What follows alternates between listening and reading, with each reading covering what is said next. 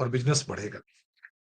ये ईएफटी किसके साथ किया गया? नॉर्वे, लाइचेंस्टीन, आइसलैंड और स्विट्जरलैंड के साथ में फ्री ट्रेड एग्रीमेंट 1 अक्टूबर से लागू हो जाएगा। इस हफ्ते साइन हो गया ये। अब पीयूष गोयल कहते हैं इससे भारत के लोगों को नौकरी मिलेगी, 10 लाख जॉब पैदा होंगे, करोड़ों का कारोबार होगा। लेकिन साहब, मुझे तो लगता है कि हमने आत्महत्या कर ली है। मैं एक ही एग्जांपल लेता हूं, स्विट्जरलैंड। हिंदुस्तान के लोग स्विस चॉकलेट के बहुत प्रेमी हैं। अब हिंदुस्तान में स्विस चॉकलेट 0% ड्यूटी पे आएगी साहब, इस फ्री ट्रेड एग्रीमेंट के अंदर। यानी कि जब लोगों को स्विस चॉकलेट मिलेंगी तो बाकी चॉकलेट क्यों लेंगे? उनका धंधा पानी गया और जॉब्स गए। भारत में स्विस घड़ियों की आज भी वही डिमांड है चार में, जो आज से 50 साल 100 साल पहले था। अब वो सारी घड़ियां 0% ड्यूटी पे आएंगी, यानी कि लोगों को 100 रुपए की घड़ी 50 रुपए मिलेगी अब, क्योंकि टैक्सेस बहुत थे पहले। तो यानी कि हमारी जो घड़ियों का कारोबार है वो प्रभावित होगा। इसके साथ में वहां से गोल्ड और जेम्स बहुत आते हैं, जेम्स एंड ज्वेलरी बहुत आती है, जो कि सुपर स्पेशलाइज्ड है, उसके चाहने वाले बहुत हैं। यानी कि जब वो आएंगे 0% पे, तो हमारी जो सूरत की इंडस्ट्री है जेम्स की, सो कॉल्ड, वो बर्बाद होगी। मुझे तो यही नहीं समझ में आया कि ये जो ईएफटीएस का नाम दिया गया है 4 कंट्रियों का, मैं इसमें अभी नॉर्वे, लाइचेंस्टीन और आइसलैंड से आने वाले इंपोर्ट्स के ऊपर अभी मैं बात नहीं करूंगा, मैं सिर्फ स्विट्जरलैंड की बात करूंगा।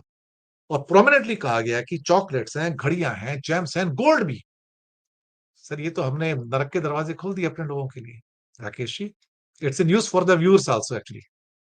बिल्कुल मेरे लिए भी नई खबर है ये। और मुझे लगता है तुलसीदास जी कह गए हैं कि जागो प्रभु दारुण दुख देही ताकि मति पहले ही हर लेही। ये संघ की शाखाओं में स्वदेशी का मंत्र लेके आए थे, सीख के आए थे। और ये कर क्या रहे हैं ये इन्हें खुद पता नहीं है। एक बहुत स्पष्ट रूप से आत्मघाती कदम है। अगर आप इस तरह के ट्रेड एग्रीमेंट करेंगे, फ्री ट्रेड एग्रीमेंट करेंगे, तो भारत का पहले से बर्बाद बाजार, जो अभी आंकड़े आपने शुरू में 2 मिनट पहले दिखाए हैं कि हम हर क्षेत्र में गिरते जा रहे हैं, उसमें इस तरह के ईएफटीए करने से तो भारत की कमर ही टूट जाएगी, लोग खाने के लिए मोहताज हो जाएंगे। और हम लोग वैसे ही आजकल विदेशी प्रेम में उलझे हुए हैं। आप चीन आधे से ज्यादा बाजार चीन ने कब्जा कर रखा है। बचा खुचा ये स्विट्जरलैंड और नॉर्वे वगैरह आके कर लेंगे, तो हमारे पास बचा कि हम उत्पादन कर नहीं रहे, हम सिर्फ आयात आयात करते हैं, हम निर्यात कर नहीं पाते क्योंकि उत्पादन ही नहीं है। किसान हमारा कमजोर, खेती हमारी कमजोर, उद्योग हमारे कमजोर। लेकिन पीयूष गोयल साहब तो शायद इसीलिए खुश हैं कि उनके कार्यकाल में लोग और ज्यादा नीचे चले जाएं, और ज्यादा स्वदेशी की जो भावना है उससे दूर होते चले जाए। अब संघ को इस समय हस्तक्षेप करना चाहिए, जो बहुत ज्यादा स्वदेशी की बात करता था, उसे पीयूष गोयल को फटकारना चाहिए बुला के नाग को। ये बात तो आपकी बिल्कुल सही है। वैसे हमारे कुछ दर्शक भी मुस्कुरा रहे हैं, राजीव गुलाटी और कुछ और लोग हैं। खैर, कोई बात नहीं। अगले मुद्दे पे आते हैं सर। अब ट्रम्प साहब के टैंट्रम तो बहुत हो गए, और मैंने वो बात भी की कि हमें शायद टैरिफ डील को साइन भी करना पड़ जाए। लेकिन ये टैरिफ डील शायद, अगर इंडोनेशिया के मॉडल पे हमें साइन करने पे मजबूर किया जाता है, अगर, वो सबको पता है कि वो सुसाइडल है पूरी की पूरी, भारत इतने दबाव में क्यों है? मेरा मूल प्रश्न ये है सर, कि ईयू ने भी सैंक्शन लगा दी नायरा के ऊपर, और साथ में भारत ने जवाब तो दिया, लेकिन भारत इतने दबाव में क्यों हो? हमें जरूरत क्या है? हम चाइना की तरह बोल्ड होकर स्टेटमेंट क्यों नहीं देते? ये ये ईयू वगैरह, ये क्या कहते हैं, इनकी हस्ती क्या? कुछ भी नहीं है सर, मुझे लगता है ये सब, क्या कहते हैं कि सिर्फ बात करने वाले लोग हैं। मैं दूसरी भाषा का उपयोग नहीं करना चाहता। ये आपको काट नहीं सकते, इनके बस की बात नहीं है, और इंडिया के 140 करोड़ की मार्केट को ये दरकिनार नहीं कर सकते।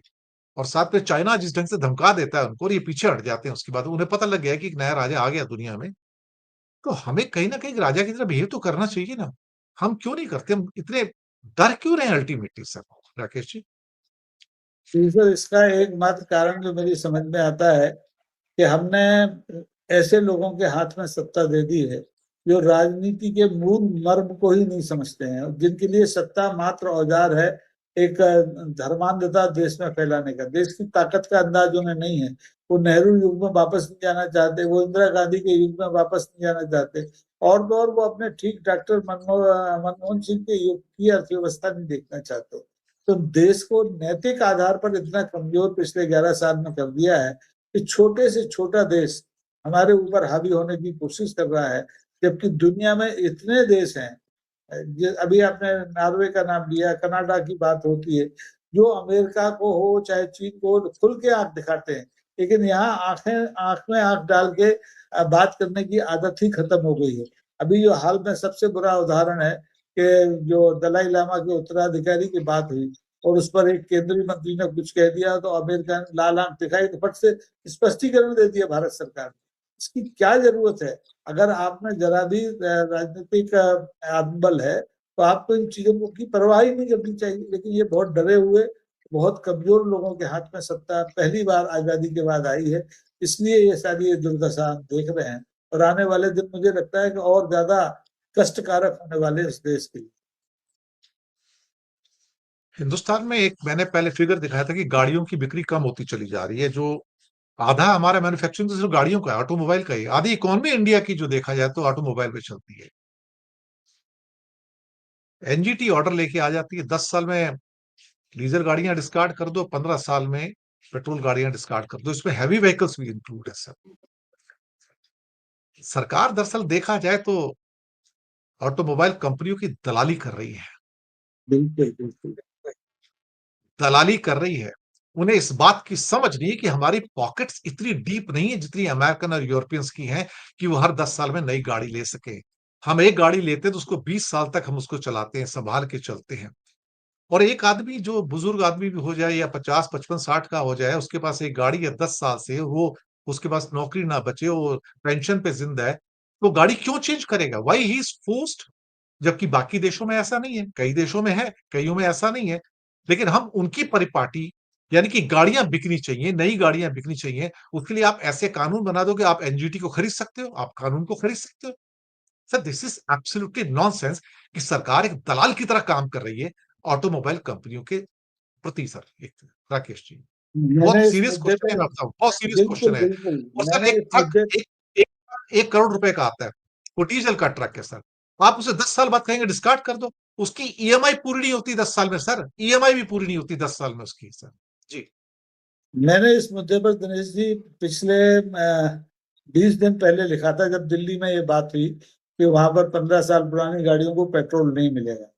तो एक सीधा सीधा मामला है कि ये जो हमारे ऑटोमोबाइल इंडस्ट्री है, देश की नहीं विदेश की भी, उसके दबाव में लिए जाने वाले निर्णय हैं। बल्कि वरना हिंदुस्तान की अर्थव्यवस्था, हिंदुस्तान का पर्यावरण इस लायक नहीं है कि लोग 15 साल में 10 साल में गाड़ियां बदल दें। मेरे पास एक गाड़ी है 20 साल पुरानी, मुश्किल से 10,000 किलोमीटर चली है, आज तक उसका इंजन खोलने की नौबत नहीं आई। ऐसे दुनिया में हिंदुस्तान में ऐसे लाखों करोड़ों लोग हैं जिनकी गाड़ियां 10,000, 12,000, 15,000 किलोमीटर से ज्यादा नहीं चली। आप उनको फोर्सफुली सड़क से हटा देना चाहते हैं, तो ये अन्याय है। इसके मामले में देखिए, ना सुप्रीम कोर्ट कुछ बोल रहा है, ना देश की संसद कुछ बोल रही है, और ये इतना बड़ा दलाली का उदाहरण है कि इसके खिलाफ जनता को सड़कों पर आ ही जाना चाहिए था। अन्यथा तो देखिए आप, मुश्किल हो जाएगा। अभी शहर हिंदुस्तान की वास्तविक स्थिति है कि लोगों के पास गाड़ी रखने के लिए जगह नहीं है, लेकिन आप गाड़ियां बेचते चले जा रहे हैं। पूरी सड़क को आपने, पूरी फुटपाथ को आपने पार्किंग प्लेस में बदल दिया है।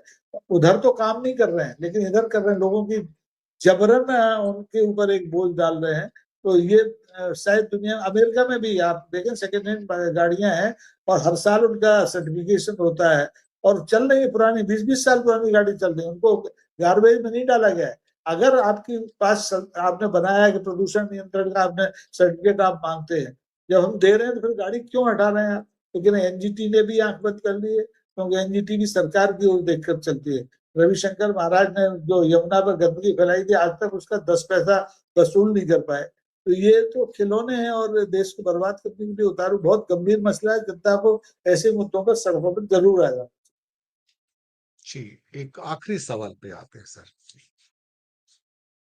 बांग्लादेश में कल एक बड़ी रैली होती है जमाते इस्लामी की, जो अवामी अवामी लीग के काल में इसको बैन किया गया था एज ए एक्सट्रीमिस्ट ऑर्गेनाइजेशन।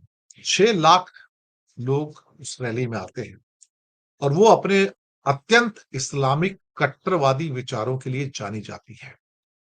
अब वो चुनाव तो लड़ रहे हैं, लेकिन उनको कभी चुनाव में लोगों ने सपोर्ट नहीं किया। वैसे लोग रैली में आएंगे लेकिन सपोर्ट नहीं करते हैं। लेकिन बांग्लादेश के अंदर एक वाइड स्केल पे इस्लामीकरण होना और पाकिस्तान का भी उसमें एक बड़े रोल का प्ले करना, भारत के लिए ईस्टर्न फ्रंट पे बहुत दिक्कतें पैदा हो रही हैं। और मैं इसके साथ म्यांमार को भी जोड़ना चाहूंगा, जहां भारत के लिए दिक्कतें म्यांमार से भी बढ़ रही हैं, लेकिन हम कुछ कर नहीं पा रहे हैं। शायद हम जो पड़ोसियों के साथ जो डिप्लोमेसी है, कूटनीति है, उसमें हम पूरी तरह से असफल हुए हैं और हम कोई भी एक ठोस कदम ना उठा पा रहे हैं और ना ही हम कुछ ऐसा फैसला कर पा रहे हैं जिसके द्वारा हम संबंधों को सुधार सकें और चीजों को बेहतर कर सकें। राकेश जी। दिनेश जी, ये दुर्भाग्य है कि भारत की एकता, अखंडता और संप्रभुता के लिए हमारी सरकार बहुत ज्यादा गंभीरता से कदम नहीं उठा पा रही। वो बिहार की मतदाता सूची से तो गैर भारतीयों को बाहर निकालना चाहती है, लेकिन जो भारतीय दूसरे देशों में हैं, जो दूसरे धर्मावलंबी हिंदू धर्म वाले हों या दूसरे हों, उनके जो पड़ोस में रह रहे हैं, वहां की गतिविधियों और वहां की स्थितियों के प्रति उनका कोई लगाव नहीं है या कोई रक्षात्मक व्यवस्था नहीं कर रहे हैं। और आप देखें, कल से संसद का सत्र शुरू हो रहा है। विपक्ष ने शायद इसीलिए ये नारा दिया है, नया नारा दिया है, कल आप शायद सुनेंगे कि देश बचाओ और भाजपा हटाओ। वो मोदी हटाओ की बात नहीं कर रहे हैं, वो इसलिए इस पार्टी की सरकार को हटाने की बात कर रहे हैं कि इस सरकार ने पिछले 11 साल में हिंदुस्तान के लिए इतने कांटे बोल दिए हैं। सीमा पर बो दिए हैं, सीमा के भीतर बो दिए हैं, सीमा के बाहर बो दिए। और बांग्लादेश को तो हमने गोद में खिलाया है, उसका लालन पोषण भारत ने किया, और आज वो पूरा इस्लामिक कंट्री बनता जा रहा है। तो हमें चिंता करनी चाहिए, लेकिन हम तो वहां के भेजे हुए आम खा रहे हैं बैठ के, पार्टियां मना रहे हैं। तो बहुत दुखद है। और कल से संसद का मानसून सत्र हो सकता है कि जितने बिंदुओं पर आज आपने बात की है, इन में से अधिकांश बिंदुओं पर वहां चर्चा हो, वहां बातचीत हो। जी। जाते हैं, एक सवाल और दिमाग में है, मैं उसके ये ज्वलंत मुद्दा है कांवड़ियों का। मतलब जिस ढंग के उपद्रव हो रहे हैं, जिस ढंग का हुलिगनिज्म है, वैंडलिज्म है, एक हिंदुत्व का एक विभत्स चेहरा निकलकर सामने आ रहा है, लेकिन उनके खिलाफ कोई कार्रवाई नहीं है। वो किसी को मार सकते हैं, पीट सकते हैं, दुकानें तोड़ सकते हैं, कारें तोड़ सकते हैं, और उसको एक आइसोलेटेड इंसिडेंट इंसिडेंट कह के मतलब ओवरलुक करने की प्रवृत्ति हो गई है। वो कहीं भी जाएंगे, मीट की दुकानें बंद कराएंगे, मच्छी की दुकानें बंद कराएंगे। केएफसी को गाजियाबाद में बंद करवा दिया कि तुम लिखो कि सिर्फ तुम इसमें वेजिटेरियन मीट बेचोगे, वेजिटेरियन डिशेस बेचोगे, जबकि वो कांवड़ के रूट पे भी नहीं था केएफसी, दूसरी जगह पे कहीं पे था। इस किस्म का जो एक उग्रवाद है, जहां पे मैं हूं, तो उसको अगर मैं कंपेयर करता हूं, हमारे महाराष्ट्र के अंदर एक पंढरपुर की यात्रा होती है, 210 किलोमीटर की यात्रा है, जो उन यात्रियों को वारकरीज कहा जाता है। और वो पुणे से चल के वो पंढरपुर जाते हैं, भगवान विठल यानी कि विष्णु के दर्शन, और साथ में संत ज्ञानेश्वर की पादुकाओं को लेके जाते हैं, और रास्ते में वो क्या कहते हैं कि वो भक्ति गीत जो है वो गाते हुए चले जाते हैं। अब ये वहां पर भी जिस रास्ते से वो गुजरते हैं, हजारों लाखों में वो लोग होते हैं, शांत रहते हैं। उन्होंने कभी ऐसी डिमांड नहीं की कि भाई इसके आसपास मीट की दुकानें बंद हों। बहुत शांति से हर साल ये यात्रा होती है, अभंग गाते हुए जाते हैं, उनको अभंग कहा जाता है जो गीत गाते हैं, डिवोशनल सॉन्ग्स होते हैं। यहाँ पर कभी वो इशू नहीं निकल के आता, जबकि वहां पे आसपास सारी वो दुकानें भी हैं, होटल्स भी हैं, सब कुछ है। लेकिन इनको क्या पड़ा हुआ है? उत्तर प्रदेश को और ये हरियाणा वगैरह को, क्या इसको, या दिल्ली को, क्या एक ऐसा सेंटर बनाने की कोशिश की जा रही है कि जो हिंदू तालिबान का सेंटर होगा सर? राकेश जी। दिनेश जी, ये कोशिश नहीं की जा रही, ये तो योजनाबद्ध तरीके से काम किया जा रहा है। देखिए, हिंदुस्तान के हर हिस्से में इस तरह की पदयात्राएं और धार्मिक यात्राएं निकलती हैं, लेकिन उत्तर प्रदेश में ही पिछले 10 साल से ये सब क्यों हो रहा है? बल्कि 10 भी नहीं, 7 साल से ये सब क्यों हो रहा है? मैं तो जब 8 साल का, 10 साल का था, तब से कांवड़ यात्राएं देख रहा हूँ।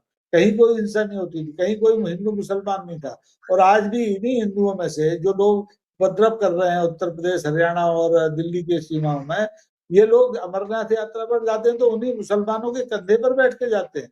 उनकी पालकियां वो उठाते हैं, पानी वो पिलाते हैं, पिट्ठू वो देते हैं। तो ये सीधे सीधे इस पूरे हिंदी पट्टी को हिंदू तालिबान में बदलने की कोशिश है, और इसका बहुत बड़ा नुकसान होने वाला है। क्योंकि देखिए, जब सत्ता पोषित हिंसा होती है तो वो केवल आम जनता को परेशान नहीं करती, कल के लिए इनके लिए भी भस्मासुर हो जाएगी और सड़क पर चलना लोगों का दूभर हो जाएगा। इसलिए इस मामले में बहुत कहते हैं ना सो मोटिव एक्शन लेता है हमारे देश की अदालतें, इनको भी देखना चाहिए। फौजी पिट रहे हैं, आम आदमी पिट रहा है और कोई देखने वाला नहीं, और सरकार चुपचाप बैठी संरक्षण दे रही है। पुलिस कांवड़ियों को गिरफ्तार करना तो दूर है, उनको भीड़ से अलग नहीं कर पा रही है हमलावर कांवड़ियों को। वो स्टेशन पे भी हमला कर रहे हैं, सड़क पर भी हमला कर रहे हैं। तो देश में पहले ऐसा कभी नहीं हुआ था, और देश लगातार ऐसे ही सब कुछ देखना चाहता है। तो फिर जिंदाबाद है, फिर क्या कर सकते।